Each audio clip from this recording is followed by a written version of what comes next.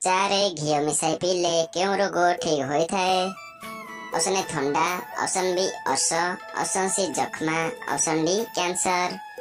ଉତ୍ତର ଜାଣିଥିଲେ କମେଣ୍ଟ ବକ୍ସରେ ଜଣାଇ ଦିଅନ୍ତୁ।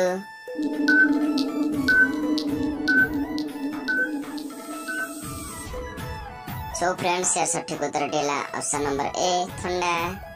ତେବେ ଆପଣମାନଙ୍କ ପାଇଁ ପରବର୍ତ୍ତୀ ପ୍ରଶ୍ନ, ପାଣିରେ ଲୁଣ ପକାଇ ଗାଧୋଇଲେ କେଉଁ ରୋଗ ଠିକ୍ ହୋଇଥାଏ?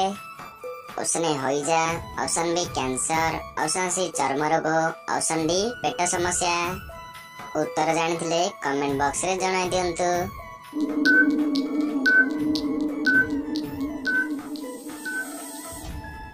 ସୋ ଫ୍ରେଣ୍ଡସ୍, या ସଠିକ ଉତ୍ତରଟି ହେଲା ଅପସନ୍ ନମ୍ବର ସି ଚର୍ମ ରୋଗ।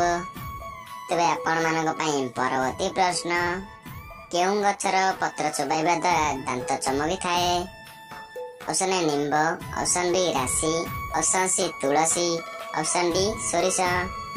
ଉତ୍ତର ଜାଣିଥିଲେ କମେଣ୍ଟ ବକ୍ସରେ ଜଣାଇ ଦିଅନ୍ତୁ।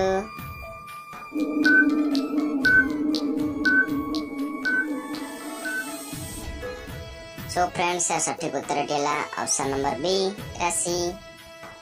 ତେବେ ଆପଣମାନଙ୍କ ପାଇଁ ପରବର୍ତ୍ତୀ ପ୍ରଶ୍ନ, ଭାରତର ସବୁଠାରୁ ଉଚ୍ଚତମ ପ୍ରତିମା କେଉଁଠି ଅଟେ?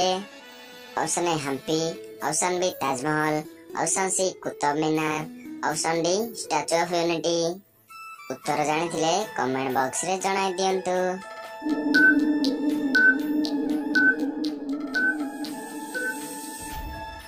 ସୋ ଫ୍ରେଣ୍ଡସ୍, ସଠିକ ଉତ୍ତରଟି ହେଲା option number D Statue of unity.